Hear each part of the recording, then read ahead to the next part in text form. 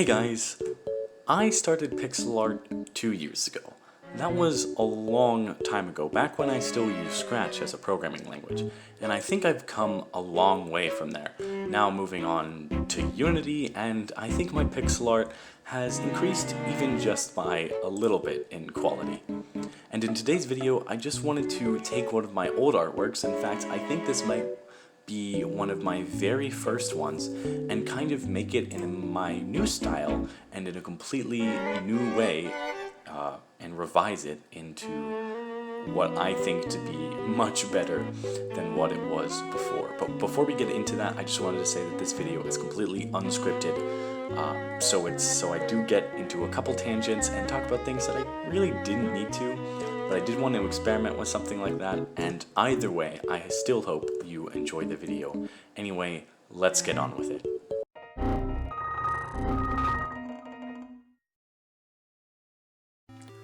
So, to start off the whole revision of my artwork, I wanted to keep the character in a similar pose, a similar resolution, and using similar colors.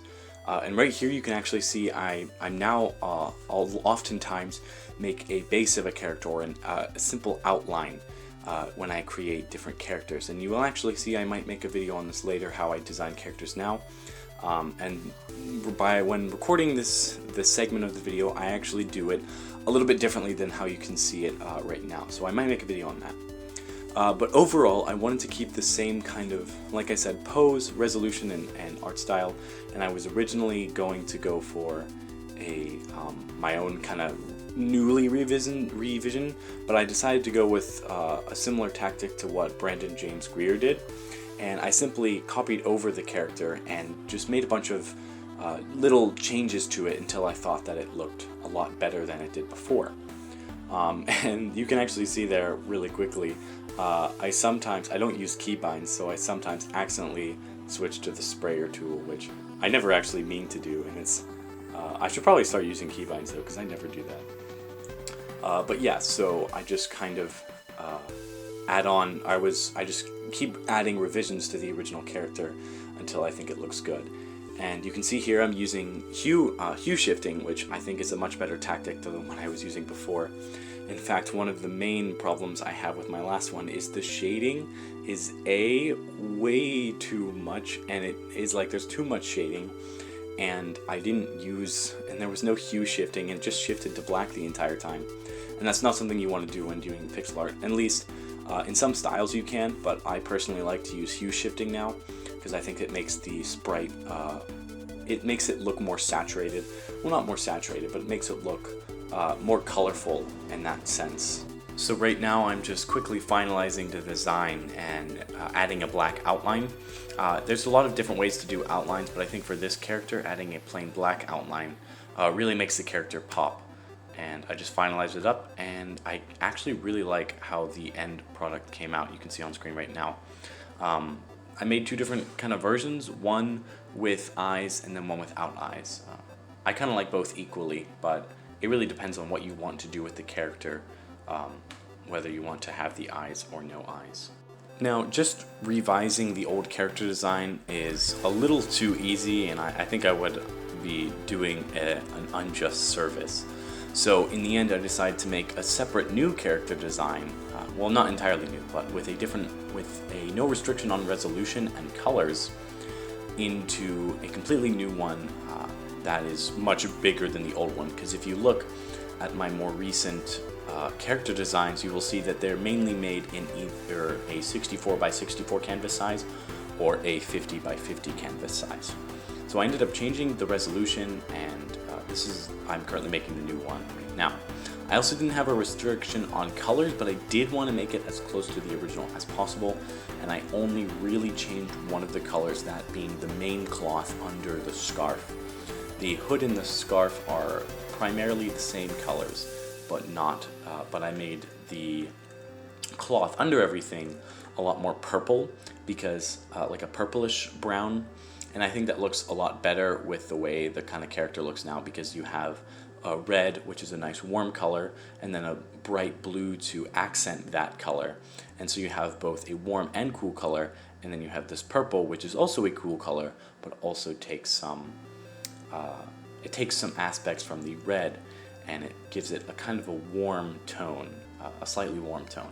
And so I think the purple is much better than the brown, but I did keep the darker brown legs to it. And you can actually see that I'm struggling a lot with the legs, and I can't quite get them right. Now, when making legs, I normally now make them a more shaggy, ruffled up pair of pants instead of just doing legs, and I now know how to make them properly. And they're always going to be hard. I feel like in normal drawing, hands are what get people up, but for me personally, it's more of legs that always trip me up, and I can never get them exactly the way I want them to. So, and you can actually see I changed the eyes. I added the eyes back, but I think later in it you'll see that I take them out. I experimented with them a little bit, trying to see if I could get them exactly the way I wanted to, but I ended up cutting them out, and because I didn't think they fit the style of the character. And then now I kind of finished the base of everything, and I wanted to add the shading, so I quickly added all the shading to it. And now another thing that I've picked up over the years is how to properly shade. I still think I definitely need a lot of work. I'm not the best at pixel art. You can see people like Pixel Pete and Brandon James Greer, they're way better than me. But it's interesting to see how I've developed especially the shading over the years, how I've introduced hue shifting to my style, and I've also introduced a better shading technique in general, kind of following, because you need to think when shading, you need to think about it in 3D space, because that's basically what you're doing with shading. You are manipulating the art to kind of fit in 3D, so you really need to think about how that thing would work in 3D and where the shading would go and where the light would go. And it really helps the art piece to kind of pop out into a 3D space. And you can actually see towards the bottom of the cloth, I implemented another kind of depth-based illusion. I don't know if I would call it an illusion, but depth-based thing, which is a little hole or flow up with the cloth. And it was really hard to get right, but I do use it a lot when doing my newer projects. And you can actually see the finished product here. There were some more things I wanted to talk about. For example, more on the depth thing, the cloth, and I do use it a lot more, but it's very hard to get right. But yeah, so we have the finished character, and I actually made 3 separate palettes for it, all slightly different from each other. I can't see them right now, but I don't actually think that these scarves changed color, because I do really like the blue on the scarf. But yeah, it's super interesting to see the revision of the character, and just so everyone knows, this idea was heavily inspired by Brandon James Greer, his revision of his Hulk design. And I definitely agree with him. You should definitely try this out yourself.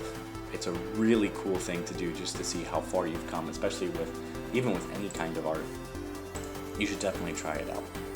Anyway, thank you guys for watching to the end of the video. It was a little short one today, super simple one after the long one last time. And I hope you all enjoyed it. I hope you try this revision thing yourself. It's really, really cool to see how far you've come. And yeah, that'll be it for today, guys. And see ya.